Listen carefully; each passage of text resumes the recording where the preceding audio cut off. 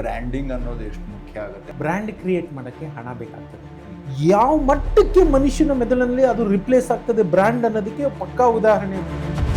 That is real branding.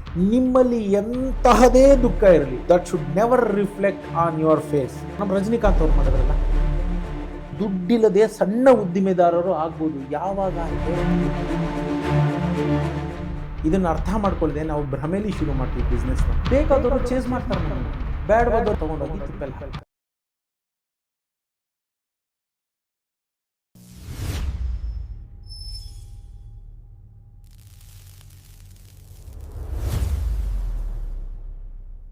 ನಮಸ್ಕಾರ, ನಾನಾಂತರಂಗ ಕಾರ್ಯಕ್ರಮಕ್ಕೆ ನಿಮ್ಮೆಲ್ಲರಿಗೂ ಕೂಡ ಸ್ವಾಗತ. ನಾನು ಬಡಕಿಲಾ ಪ್ರದೀಪ್.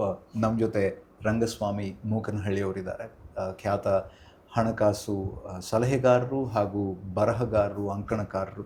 ಸೊ ಅವ್ರನ್ನ ಕಾರ್ಯಕ್ರಮಕ್ಕೆ ಸ್ವಾಗತ ಮಾಡೋಣ. ಸರ್ ನಮಸ್ತೆ. ನಮಸ್ಕಾರ ಸರ್, ನಿಮ್ಮ ಹೆಸರೇ ನಿಮಗೆ ಬ್ರ್ಯಾಂಡ್ ಆಗಿದೆ. ನಮ್ಮ ಕಾರ್ಯಕ್ರಮದ ಹೆಸರಿನಲ್ಲೂ ನಿಮ್ಮ ಬ್ರ್ಯಾಂಡನ್ನೇ ಸೇರಿಸಿದ್ದೀವಿ, ನಾನಾಂತರಂಗ ಅಂತ ಹೇಳ್ಕೊಂಡು. ಧನ್ಯವಾದ. ಹಾಗೆ ಈಗ ನಮ್ಮ ಚಾನಲ್ ನೋಡೋದಾದರೂ ಕೂಡ ಈಗ ಬಡಕಿಲಾ ಪ್ರದೀಪ್ ಅಂತ ಹೇಳ್ಕೊಂಡು ನಾನು ಅದೇ ಬ್ರ್ಯಾಂಡ್ ಆಗಬೇಕು, ಎಲ್ರಿಗೂ ಕೂಡ ರೀಚ್ ಆಗಬೇಕು. ಮೇ ಬಿ ಒಂದು 10 ಜನ ನನ್ನ ಹೆಸರು ಪರಿಚಯ ಇದ್ದವರು ಇದ್ದಾರೆ, ಅವ್ರಿಗೆ ಕನೆಕ್ಟ್ ಆಗಬೇಕು, ಇನ್ನೊಂದಿಷ್ಟು ಜನರಿಗೂ ಕೂಡ ಆ ಥರ ಇದಾಗಬೇಕು ಅಂತ ಹೀಗೆ. ಸೊ ನಾವು ಯಾವತ್ತೂ ಇದ್ರ ಸುತ್ತಾನೆ ಯೋಚನೆ ಮಾಡ್ತಾ ಇರ್ತೀವಿ. ಸೊ ಒಂದು ಉದ್ದಿಮೆಯನ್ನು ಶುರು ಮಾಡೋದು ಅಂತಂದಾಗ ಬ್ರ್ಯಾಂಡಿಂಗ್ ಅನ್ನೋದು ಎಷ್ಟು ಮುಖ್ಯ ಆಗುತ್ತೆ ಮತ್ತು ಎಲ್ಲಿಂದ ಶುರು ಮಾಡಬೇಕು ಅಂತ. ಅದ್ಭುತವಾದ್ದು. ನಾನು ಇದೇ ಹೇಳ್ತೀನಿ. ಈಗ ಸಣ್ಣ ಸಣ್ಣ ಉದ್ದಿಮೆಯವ್ರ ಹತ್ರ ಬಂಡವಾಳ ಇರೋದಿಲ್ಲ. ಕರೆಕ್ಟ್. ಬ್ರ್ಯಾಂಡ್ ಕ್ರಿಯೇಟ್ ಮಾಡೋಕ್ಕೆ ಹಣ ಬೇಕಾಗ್ತದೆ. ಆದರೆ ಇವ್ರು ಕ್ರಿಯೇಟ್ ಮಾಡೋಕ್ಕಾಗುತ್ತಾ? ಖಂಡಿತ ಕ್ರಿಯೇಟ್ ಮಾಡೋಕ್ಕಾಗುತ್ತೆ. ಅದು ಹೋಗೋಕ್ಕೆ ಮುಂಚೆ ಅಲ್ಲಿಗೆಲ್ಲ ಹೋಗಿ ಡೀಟೇಲಾಗಿ ನಾನು ನಿಮ್ಗೆ ಹೇಳ್ತೀನಿ how to create a brand. ಹಣ ಇಲ್ಲದೆ, ಹಣ ಇದ್ದು ಕ್ರಿಯೇಟ್ ಮಾಡೋದು. ಬ್ರ್ಯಾಂಡ್ ಅಂದರೆ ಏನು? ಫಸ್ಟು ಆ ಪ್ರಶ್ನೆಗೆ ನಾವು ಉತ್ತರ ಕೊಟ್ಕೊಳ್ಳೋಣ. ಯಾವುದೇ ಆಯಿತು, ನಾವು ಯಾವುದಾರ ಒಂದು ವಿಷಯ ತಗೊಂಡ್ರೆ ನಾವು ಮೂಲಭೂತವಾದ ಒಂದು ಡೆಫಿನಿಷನ್ ಬ್ರ್ಯಾಂಡ್ ಅಂತ ಕೇಳಿದ್ದೀವಿ. ವಾಟ್ ಈಸ್ ಬ್ರ್ಯಾಂಡ್ ಅಂತ ಕೇಳಿದ್ರೆ ಜನಕ್ಕೆ ಅದೇ ಎಲ್ಲ ಕಡೆ ಕಾಣುತ್ತಲ್ಲ, ಅಷ್ಟೇ, ಅದೇ ಉತ್ತರ. ಏನಂದರೆ ಯಾವುದು ಒಂದು ವಸ್ತು ಅಥವಾ ವಿಚಾರ, ಒಂದು ಪದಾರ್ಥ ಪದೇ ಪದೇ ನಿಮ್ಮ ಕಣ್ಣಿಗೆ ಕಾಣ್ತಾ ಇರುತ್ತೆ, ಅದು ನಿಮ್ಮ ಮಸ್ತಿಷ್ಕದಲ್ಲಿ, ನಿಮ್ಮ ಮನಸ್ಸಿನಲ್ಲಿ ಅಚ್ಚಾಗ್ತಾ ಹೋಗುತ್ತೆ, ಅದೇ ಬ್ರ್ಯಾಂಡ್. ಇನ್ನೇನೂ ಇಲ್ಲ. 10 ಜನರ ಬಾಯಲ್ಲಿ 10 ಬಾರಿ ಅದೇ ಪುನರಾವರ್ತನೆ ಆದಾಗ ಅದು ದೀರ್ಘಕಾಲದಲ್ಲಿ ಬ್ರ್ಯಾಂಡ್ ಆಗಿ ಪರಿವರ್ತನೆಗೊಳ್ಳುತ್ತೆ. ಯಾವುದೋ ಒಂದು ಹೆಸರೇ ಇಲ್ಲದ್ದು ಒಂದು ಹೆಸರು ಸೃಷ್ಟಿ ಮಾಡ್ತಾರೆ. ಸೃಷ್ಟಿ ಮಾಡಿ ಒಂದು ಊರಿನಲ್ಲಿ 25 ಕಡೆ ಅದೇ ಹೆಸರು ಅಂಗಡಿ ತೆಗೆದುಬಿಡ್ತಾರೆ. ಕಾಫಿ ಟೈಮ್ ಅಂತ ಇಟ್ಕೊಳ್ಳಿ, ಸುಮ್ಮನೆ ಹೇಳಿದ್ದು. ಕಾಫಿ ಟೈಮ್ಗೆ ಹೋಗೋಣ, coffee time becomes a brand. ಅರ್ಥ ಆಯ್ತಾ? ಸೊ ಈಗ ಸಣ್ಣ ಉದ್ದಿಮೆಗಳವ್ರ ದುಡ್ಡೆಲ್ಲಿದೆ? ಅತ್ಯಂತ ಸಣ್ಣ ಉದ್ದಿಮೆಗಳವ್ರ ದುಡ್ಡಿದೆ. ದೊಡ್ಡವರು ಈಗ ಟೈಟಾನು, ಅದೇನೋ ಇನ್ನೊಂದು ಮತ್ತೊಂದು, ಅವರು ವಾಚ್ ಇರ್ಬೋದು, ಇನ್ನೊಂದಿರ್ಬೋದು. ಅವ್ರೇನು ಮಾಡ್ತಾರೆ, ಅದಕ್ಕೆ PR ಕಂಪ್ನಿಗಳಿರುತ್ತೆ, ಅಡ್ವರ್ಟೈಸ್ ಮಾಡ್ತಾರೆ. ಅಡ್ವರ್ಟೈಸ್ ಮಾಡಿ ಹೆಚ್ಚು ಜನ ಎಲ್ಲೆಲ್ಲಿ ನೋಡ್ತಾರೆ ಅಲ್ಲೆಲ್ಲ ಅದರದ್ದು ಪ್ರದರ್ಶನ ಆಗುತ್ತೆ. ಸೊ ಇಂಥ ಒಂದು ಪದಾರ್ಥ ಬಂತು ಅಂತ ಜನ ಗೊತ್ತಾಗುತ್ತೆ. ದೀರ್ಘಕಾಲದಲ್ಲಿ ಅದೇ ಹೇಳಿ ವಾಚು ಅಂದರೆ ಟೈಟಾನು ಅನ್ನೋ ಥರ ಪರ್ಯಾಯವಾಗಿ ಇವಾಗ ನಾವು ಜೆರಾಕ್ಸ್ ಕಂಪನಿ, ನಾವು ಜೆರಾಕ್ಸ್ ಮಾಡಿಸು ಅಂತ ಹೇಳ್ತೀವಿ. ನಾವು ನಕಲು ಪ್ರತಿ ತೆಗೆಯೋದನ್ನ ಕಾಪಿ ಮಾಡಬೇಕು. ಒಂದು ಕಾಪಿ ಫೋಟೋಕಾಪಿ ಅನ್ನೋದನ್ನ ನಾವು ಹೇಳೋದೇ ಇಲ್ಲ ಇವತ್ತು. ಯಾವ ಮಟ್ಟಕ್ಕೆ ಮನುಷ್ಯನ ಮೆದುಳಿನಲ್ಲಿ ಅದು ರಿಪ್ಲೇಸ್ ಆಗ್ತದೆ ಬ್ರ್ಯಾಂಡ್ ಅನ್ನೋದಕ್ಕೆ ಪಕ್ಕಾ ಉದಾಹರಣೆ ಬಂದು ಇದು ಜೆರಾಕ್ಸೇ ಹೇಳ್ಬೋದು ನೀವು, ಅಲ್ವಾ? ಈಗ ನಾವು ಕೂಡ ಹೇಳ್ತೀವಿ ಜೆರಾಕ್ಸ್ ಮಾಡಿಸ್ತಾ ಅಂತೀವಿ. ಹೌದು, ಬಿಸ್ಲೇರಿ ಕೊಡಿ ಅಂತ ಹೇಳ್ತಾರೆ ಜನ. ಎಕ್ಸಾಕ್ಟ್ಲಿ. ಸೊ ಹಂಗಾಗುತ್ತೆ. ಅರ್ಥ ಇಷ್ಟೇ. ದ ಡೆಫಿನೇಷನ್ ಆಫ್ ಬ್ರ್ಯಾಂಡ್, ಪದೇ ಪದೇ ಯಾವುದೊಂದು ವಸ್ತು ಅಥವಾ ವಿಷಯ ಮನುಷ್ಯನ ಮೆದುಳಿಗೆ ಕೇಳ್ತಾ ಇರುತ್ತೆ, ದೀರ್ಘಾವಧಿಯಲ್ಲಿ ಅದೇ ಅವನ ಮನಸ್ಸಿನಲ್ಲಿ ಬ್ರ್ಯಾಂಡ್ ಆಗಿ ನೆಲೆ ಊರುತ್ತೆ. ಅಂದರೆ ಮೂಲ ವಸ್ತು ಅದು ಏನು ಮಾಡ್ತಾ ಇದೆ ಆ ವಸ್ತುವನ್ನೇ ಅದು ರಿಪ್ಲೇಸ್ ಮಾಡೋ ಹಂಗೆ.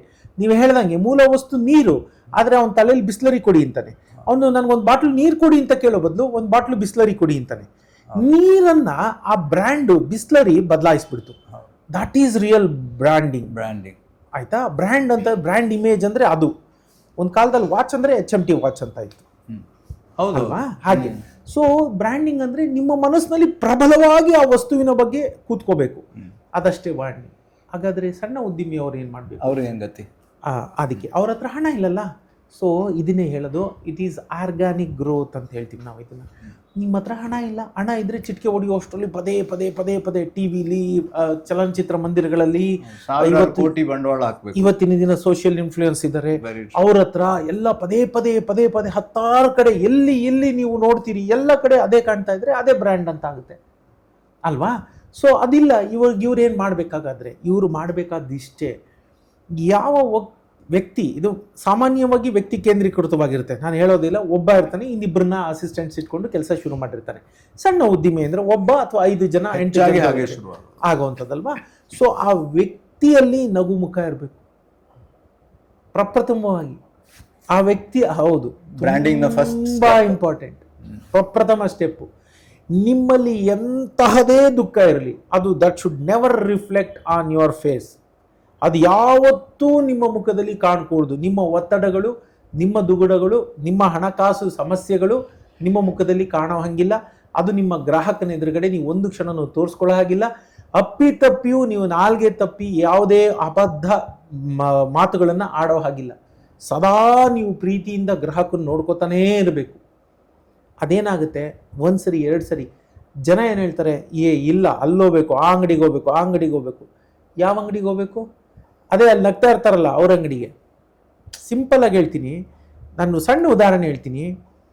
ಬಾಂಬೆಲಿ ಒಬ್ಬ ಟೀ ಮಾಡೋನು ಏನು ಮಾಡ್ತಿರಲಿಲ್ಲ, ಕೂಲಿಂಗ್ ಗ್ಲಾಸ್ ಹಾಕೊಳ್ಳೋನು, ಏನೇನೋ ಇದು ಮಾಡ್ಕೊಂಡು, ನಮ್ಮ ರಜನಿಕಾಂತ್ ಅವ್ರು ಮಾಡಿದ್ರಲ್ಲ, ಒಂದು ಸಿಗರೇಟ್ ನಿಂಗೆ ಹಾಕೊಳ್ಳೋದು, ಅವರು ಕಂಡಕ್ಟರ್ ಆಗಿದ್ದಾಗಲೇ ಏನೇನೋ ವಿಭಿನ್ನವಾಗಿ ಮಾಡಿದ್ರು. ನಾನು ಅಲ್ಲಿ ಕಾಲ್ ಇಟ್ ಆಸ್ 1% ಚೇಂಜ್. ನೀವೇನು ಜಗತ್ತೇ ವಿಭಿನ್ನವಾಗಿ ಮಾಡಬೇಕು, ನಾನು ಬೇರೆ ವ್ಯಕ್ತಿ ಆಗಿರಬೇಕು ಇಲ್ಲಿ ಇರೋ ಜನಗಳಿಗಿಂತ ಅಂತ ಏನು ಮಾಡೋದಿಲ್ಲ. 1% ಚೇಂಜ್ ಈಸ್ ಸಫಿಷಿಯಂಟ್. ಆ ಒಬ್ಬ ಚಾಯ್ ಮಾರವನು, ಅವನು ನೋಡಿದ್ದೀರಾ, ಕೂಲಿಂಗ್ ಗ್ಲಾಸ್ ಹಾಕೊಂಡು ಸಣ್ಣಗಿದ್ದ, ಅವನು ಮೈಕ್ರೋಸಾಫ್ಟ್ ಬಿಲ್ ಗೇಟ್ಸ್ ಬಂದರು, ಅವನ ಪಕ್ಕ ನಿಂತ್ಕೊಂಡು ಒಂದು ಟೀ ಕುಡಿದ್ರು, ಯಾರ್ಯಾರೋ ಸೆಲೆಬ್ರಿಟೀಸ್ ಬಂದರು, ಕುಡಿದ್ರು ಹೋದ್ರು. ಇವತ್ತು ಅವನಲ್ಲಿ ದುಬೈಲಿ ಮನೆ ತೊಗೊಂಡಿದ್ದಾನೆ ಇನ್ವೆಸ್ಟ್ಮೆಂಟ್ ಮಾಡಿ 8-10 ಕೋಟಿ ಹಾಕಿ.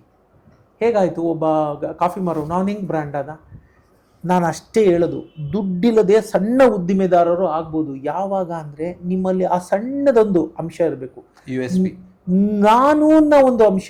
ನಾನು ಅನ್ನೋದು ಅಹಂಕಾರ ಅಲ್ಲ, ನಾನು ಅನ್ನೋದು ಐಡೆಂಟಿಟಿಯ ನಾನು ಅನ್ನೋದಿರಬೇಕು. ನಾನು ಅನ್ನೋದಿಲ್ಲ ಅಂತಂದರೆ ಎಲ್ಲಿ ಬ್ರ್ಯಾಂಡ್ ಹೆಂಗಾಗುತ್ತೆ? ಇಫ್ ಯು ಡೋಂಟ್ ಹ್ಯಾವ್, ನೀವು ಹೇಳಿದ್ರಿ ಇವಾಗ ನಿಮ್ಮ ಹೆಸರು ಹೇಳ್ಕೊಂಡು ಪ್ರದೀಪ್ ಅಂತ ಇದಾಗಬೇಕು ಅಂತ, ಅದು ನಿಮ್ಮಲ್ಲಿ ಇರಬೇಕು. ಅದು ಒಳ್ಳೇದದು, ಒಳ್ಳೆಯ ನಾನು. ಅದು ಇಟ್ಸ್ ಎ ಗುಡ್ ಈಗೋ. ಈಗೋ ಅಂದಿದ ತಕ್ಷಣ ಕೊಲೆಸ್ಟ್ರಾಲ್ ಇದ್ದಂಗೆ, ಅದು ಹಾಳು ಮಾಡೋದೇ ಆಗಿರಬೇಕು ಅಂತಿಲ್ಲ. ಕೊಲೆಸ್ಟ್ರಾಲ್ ಅಲ್ಲಿ ಗುಡ್ ಕೊಲೆಸ್ಟ್ರಾಲು, ಬ್ಯಾಡ್ ಕೊಲೆಸ್ಟ್ರಾಲು. ಈಗೋ ಅಂದರೆ ನಾನು ಬೆಳಿಬೇಕು, ನನ್ನ ಹೆಸರೇ ಬ್ರ್ಯಾಂಡ್ ಆಗಬೇಕು. ತಪ್ಪಲ್ವಲ್ಲ? ನೀವು ಯಾರಿಗೂ ಏನೋ ಹಾರ್ಮ್ ಮಾಡ್ತಾ ಇಲ್ವಲ್ಲ? ನಿಮ್ಮ ಪರಿಧಿಯಲ್ಲಿ ನಿಮ್ಮ ಪರಿಶ್ರಮದಿಂದ ನಿಮ್ಮದು ಹೆಸರು ಮಾಡ್ಕೊಳ್ಳೋದ್ರಲ್ಲಿ ಯಾವ ತಪ್ಪಿದೆ? ಈಗ ಆ ವ್ಯಕ್ತಿ ಏನೋ ಒಂದಷ್ಟು ವಿಭಿನ್ನವಾದ ಚರ್ಯೆಗಳಿಂದ ಕಾಫಿ ಮಾಡೋದು, ಟೀ ಮಾಡೋದನ್ನೇ ಹೇಗೆ ಒಂಚೂರು ಸ್ಟೈಲ್ ಮಾಡ್ತಾ ಇದ್ದ, ಜನ ಅಟ್ರಾಕ್ಟ್ ಆಗೋರು. ಇದೇನಿದೆ ಇವನು ಈ ಥರ ಏನೇನೋ ಕೈಗೆಲ್ಲ ಇಲ್ಲಿಂದ ಇಲ್ಲಿ ತನಕ ಬಳೆಗಳು ಹಾಕೋತಾನೆ, ಏನೋ ಒಂಥರ ಡ್ರೆಸ್ ಮಾಡ್ಕೋತಾನೆ, ಹೇರ್ ಸ್ಟೈಲ್ ಮಾಡ್ಕೋತಾನೆ. ಸುಮ್ಮನೆ ಏನೋ ದಿನ ಬರ್ತೀನಪ್ಪ, ಏನೋ ಒಂದು 500 ರೂಪಾಯಿ ಹುಟ್ಟುತ್ತಿದ್ರಲ್ಲಿ ಅಂತ ನೀರಸವಾಗಿ ಜೀವ ಇಲ್ಲದೆ ಅವ್ನಿಗೆ ಹಿಂಗೆ ಹಾಕಿ ಹಿಂಗೆ ಕೊಟ್ಟಿದ್ರೆ ಇವತ್ತಿಗೂ ಅದೇ ಟೀ ಮಾಡ್ಕೊಂಡೇ ಕೂತಿರ್ತಿದ್ದ. ಅವನಿಗೆ 500 ರೂಪಾಯಿನೇ ಬರ್ತದೆ, ಕಡಿಮೆನೋ ಆಗ್ತಿತ್ತೋ ಏನೋ ಚಾನ್ಸಸ್. ಸೊ ನಿಮ್ಮಲ್ಲ ಫೈರ್ ಇದ್ದರೆ ಅದು ಇಟ್ ವಿಲ್ ರಿಫ್ಲೆಕ್ಟ್, ಅದು ಜನನ ಅಟ್ರಾಕ್ಟ್ ಮಾಡ್ತದೆ. ಆ ನಾನು ಅನ್ನೋದು ಬೇರೆಯವರ ಆಕರ್ಷಣೆ ಮಾಡುವಂತಹ ನಾನು ಆಗಿರಬೇಕೇ ಹೊರತು ಬೇರೆಯವರ ನಾನುವನ್ನು, ಬೇರೆಯವರ ಅಹಮ್ಮನ್ನು ಉದ್ರೇಕಿಸುವ ಅಥವಾ ನೀವು ಕೆಳಗೆ, ನೀವು ನೀಚ, ನನಗಿಂತ ನಾನು ಉಚ್ಚ, ನಾನು ಶ್ರೇಷ್ಠ ಅನ್ನುವ ಮಟ್ಟಕ್ಕೆ ಹೋಗದೇ ಇದ್ದರೆ ದಟ್ ಈಸ್ ವೆರಿ ಗುಡ್. ಅತ್ಯಂತ ಪ್ರಮುಖವಾಗಿ ಬೇಕಾಗಿರೋದು ಅದೇ. ಈಗ ಅದಕ್ಕೊಂದು ಪೂರಕವಾಗಿ ಉದಾಹರಣೆ ಹೇಳ್ತೀನಿ. ಯಾರ್ಯಾರ್ದು ಹೇಳಿದೆ, ನಾನು ನಂದೇ ಹೇಳ್ತೀನಿ. ಈಗ ನಾನು ಭಾರತಕ್ಕೆ ಬಂದ ಪ್ರಥಮ ದಿನಗಳಲ್ಲಿ ನನಗೆ 2 ಕೈ 2 ಕಾಲು ಕಟ್ ಮಾಡಿ ಹಾಕ್ಬಿಟ್ರೆ ಹೆಂಗಾಗ್ತದೆ? ಮೆಜೆಸ್ಟಿಕಲ್ಲಿ ನಾನು ನೋಡ್ತಾ ಇದ್ದೆ. 2 ಕೈ ಇಲ್ಲ, 2 ಕಾಲಿಲ್ಲ, ಒಂದು ದೇಹನ ಅದೊಂದು ತಳ್ಳೋದು ಸಣ್ಣದೊಂದು ಇದು ಟ್ರಾಲಿ ಥರ ಇರುತ್ತೆ, ಅದ್ರ ಮೇಲೆ ಹಾಕಿರ್ತಾರೆ. ನೊಣ ಬಂದು ಇಲ್ಲಿ ಕೂತ್ಕೊಂಡ್ರು ಅವ್ನು ಓಡ್ಸೋಕ್ಕಲ್ಲ, ಉಫ್ ಉಫ್ ಅಂತ ಇರ್ತಾನೆ. ಯಾಕಂದ್ರೆ ಅವ್ನಿಗೆ 2 ಕೈಯೂ ಇಲ್ಲ, 2 ಕಾಲು ಇಲ್ಲ. ಎಂಥ ಅಸಹಾಯಕತೆ! ನಾನು 2 ಕಾಲು 2 ಕೈ ಇದ್ದು ಕೂಡ ನಾನು ಅಂಥ ಅಸಹಾಯಕತೆನ ಇಲ್ಲಿ ಅನುಭವಿಸಿದ್ದೀನಿ. ಭಗವಂತನ ಇದರಿಂದ ನನ್ನ ಹತ್ರ ಹಣ ಇತ್ತು, ಅದರದ್ದೇನು ತೊಂದರೆ ಇರಲಿಲ್ಲ. ನನ್ನ ಬದುಕಿಗೆ ಎಷ್ಟು ಬೇಕೋ ಅಷ್ಟೆಲ್ಲ ಇತ್ತು ನನ್ನ ಹತ್ರ, ಯಾವುದೂ ತೊಂದರೆ ಇಲ್ಲ. ಆದರೆ ನನಗೊಂದು ಸಮಸ್ಯೆ ಎದುರುಗಡೆ ಬಂದು ಕೂತ್ಕೊಂತು. ನಾನು ಯಾರು? ಐಡೆಂಟಿಟಿ, ಓ ಆಮ್ ಐ, ಅದು ಒಂದು ಕೂತ್ಕೊಳ್ಳುತ್ತೆ. ಪ್ರತಿಯೊಬ್ಬನ ಉತ್ಪನ್ನ ಆಗಬೇಕು ಅಂತ ನಾನು ಹೇಳೋದು. ನಾನು ಯಾರು? ನಾನು ಇಲ್ಲಿಗೆ ಯಾಕೆ ಬಂದೆ? What is my duty? ಇದೊಂದು ನಿಮ್ಗೆ ಆ ಪ್ರಶ್ನೆ ಬಂದಿಲ್ಲ ಅಂದರೆ ನೀವು ನಿಮ್ಮ ಬ್ರ್ಯಾಂಡ್ ಕ್ರಿಯೇಟ್ ಮಾಡ್ಕೊಳಕ್ಕಾಗಲ್ಲ. ಸೊ ಅದು ಬಂದಾಗ ನಾನು ಯಾರು ಅನ್ನೋ ಒಂದು ಪ್ರಶ್ನೆ ನಿಮ್ಮಲ್ಲಿ ಉದ್ಭವ ಆದಾಗ, ಆ ಪ್ರಶ್ನೆಗೆ ನೀವು ಉತ್ತರಗಳನ್ನ ಹುಡ್ಕೊತಾ ಹೋದಾಗ ಅದು ನಿಮ್ಗೆ ಅದು ದಾರಿನ ಕರ್ಕೊಂಡು ಹೋಗುತ್ತೆ. ಅದೇ ಬ್ರ್ಯಾಂಡ್ ಕ್ರಿಯೇಟ್ ಆಗುತ್ತೆ. ಇಟ್ ಟೇಕ್ಸ್ ಟೈಮ್, ಎಲ್ಲ ಇಟ್ಸ್ ಮ್ಯಾಟರ್ ಆಫ್ ಟೈಮ್. ನೀವು ಸಿನ್ಸಿಯರ್ ಎಫರ್ಟ್ ಹಾಕಿ ಅದು ಅದಾಗ ಅದೇ brand create. How did you reinvent ಅದನ್ನು ಹೇಳೋದಾದ್ರೆ? It's simple. ನಾನು ಹೇಳಿದ್ನಲ್ಲ, ನನಗೆ ಗೊತ್ತಾಯಿತು. ನಾನು ಎಲ್ಲ ಕಡೆ 10 ಜನ ಸ್ನೇಹಿತರಿಗೆ ಫೋನ್ ಮಾಡಿದೆ, ಬಂಧು ಮಿತ್ರರಿಗೆ ಮಾಡಿದೆ, ಯಾವ್ಯಾವುದೋ ಗುರುಗಳನ್ನೆಲ್ಲ ಹೋಗಿ ಭೇಟಿ ಮಾಡಿದೆ.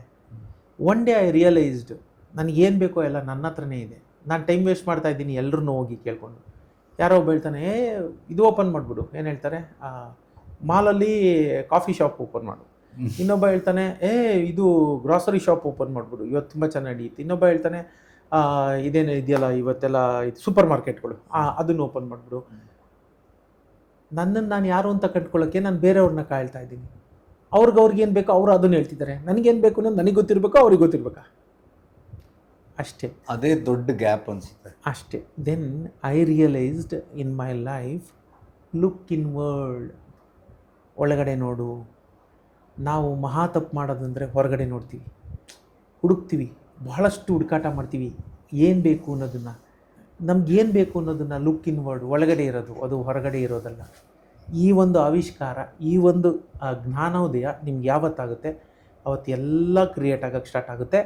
ಟೈಮ್ ಹಿಡಿಯುತ್ತಷ್ಟೇ. ಅದು ಜಗತ್ತಿನ ಕಣ್ಣಿಗೆ ನಿಮ್ಗೆ ಅವತ್ತೇ ಗೊತ್ತಾಗ್ಬಿಡುತ್ತೆ, ಇಲ್ಲ ಬದಲಾಯಿತು ನನ್ನ ಜೀವನ ಅಂತ.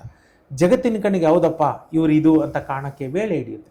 It took 7 years to become Rangaswamy ಮುಖನಲ್ಲಿ. ಈಗ ನಾಡಿನಾದ್ಯಂತ ಪರಿಚಯ ಆಗಿದ್ದೀರಾ, ಭಗವಂತನ ಕೃಪೆ. ಬಟ್ ನಾನು ಅದನ್ನೇ ಹೇಳಿದೆ, ಇಟ್ ಈಸ್ ನಾಟ್ ಅಬೌಟ್ ಹಣ. ಯಶಸ್ಸು ಅಂದರೆ ಇವತ್ತಿನ ಪರಿಭಾಷೆಯಲ್ಲಿ ಹಣ ಅನ್ನೋದೊಂದೇ ಆಗಿದೆ. ಯಶಸ್ಸು ಅಂದರೆ ಹಣವೂ ಹೌದು, it is over all development of a human being ಅಂತ ನಾನು ಹೇಳ್ತೀನಿ. ಪೂರ್ಣ ಪ್ರಮಾಣದ ಬೆಳವಣಿಗೆನೇ ಯಶಸ್ಸು. ಕೇವಲ ಹಣ ಇದ್ದು ನಿಮ್ಮ ಸಂಬಂಧಗಳು ಚೆನ್ನಾಗಿಲ್ಲ ಅಂದರೆ, ಕುಟುಂಬ ಇರ್ಬೋದು, ಬಂಧು ಮಿತ್ರರು ಇರ್ಬೋದು, ಅದು ಪ್ರಯೋಜನ ಇಲ್ಲ. ಎಲ್ಲ ಇದೆ, ಆರೋಗ್ಯ ಇಲ್ಲ, ಅದು ಪ್ರಯೋಜನ ಇಲ್ಲ. ಸೊ ಒಬ್ಬ ಪೂರ್ಣ ಪ್ರಮಾಣದ ವ್ಯಕ್ತಿತ್ವ ನಿರ್ಮಾಣಕ್ಕೆ ಬೇಕಾಗುವಂತಹ ಎಲ್ಲವುದನ್ನು ಒಳಗೊಂಡದ್ರೆ ಅದು ಯಶಸ್ಸು. ಹಾಗಾಗಿ ಅವತ್ತಿನ ದಿನದಲ್ಲಿ ನನ್ನ ಹತ್ರ ಒಂದು ಪರಿಭಾಷೆಯಲ್ಲಿ ನಾನು ಯಶಸ್ವಿ ಆಗಿದ್ದೆ. ಜಗತ್ತಿನ ಕಣ್ಣಿಗೆ ಏನು ಬೇಕು, ಮನೆ ಇದೆ, ಇನ್ನೊಂದಿದೆ, ಅವತ್ತೊಂದಿದೆ, ಹಣ, ಅದು ಟಿಕ್ ಆಗಿದೆ. ಬಟ್ ಈ ಪೂರ್ಣ ಪ್ರಮಾಣದಲ್ಲಿ ಆಗಿತ್ತಾ? ಇಲ್ಲ. ಸೊ ಆ ರಿಯಲೈಸೇಷನು, ಲುಕ್ ಇನ್ವರ್ಡ್ ಅಂತ ಯಾವಾಗ ಬಂತು, ಅವತ್ತಿನ ದಿನ ಶುರುವಾಯಿತು. So it's a brand, you create your own brand. ಇವತ್ತು ನನ್ನ ಹತ್ರ ಒಂದು ಸಣ್ಣ ವಿಸಿಟಿಂಗ್ ಕಾರ್ಡ್ ಇಲ್ಲ, ನಂದು ಅಂತ ನಾನೆಲ್ಲೂ ಆಫೀಸು ಮಾಡಿಲ್ಲ. ನಂದು ಸಣ್ಣ ಉದ್ದಿಮೆದಾರರಿಗೆ ಇನ್ನೊಂದು ಸಣ್ಣದೊಂದು ಕಿವಿ ಮಾತೇನು ಅಂತಂದರೆ, ಕೀಪ್ ಎಕ್ಸ್ಪ್ಯಾನ್ಸಸ್ ಲೋ. ನನ್ನದು ಯಾವತ್ತೂ ಅಷ್ಟೇ. ಯಾಕಂದರೆ ನಾವು ಎಕ್ಸೆಲ್ ಮಾಡ್ತೀವಿ, ಎಕ್ಸೆಲ್ ಮಾಡಿದ ತಕ್ಷಣ ನಮ್ಗೆ ಇನ್ಕಮ್ ಇಷ್ಟು ಬರುತ್ತೆ, ಇಷ್ಟು ಕಾಫಿ ಸೇಲ್ ಮಾಡ್ತೀವಿ, 500 ಕಾಫಿ ಸೇಲ್ ಮಾಡ್ತೀವಿ, 10 ರೂಪಾಯಿ ಅಂದರೆ 5,000 ರೂಪಾಯಿ, 50,000 ರೂಪಾಯಿ ಆಗೋಯ್ತು. ಎಕ್ಸಾಂಪಲ್ ನಾನು ಹೇಳ್ತಾ ಹೋಗೋದು.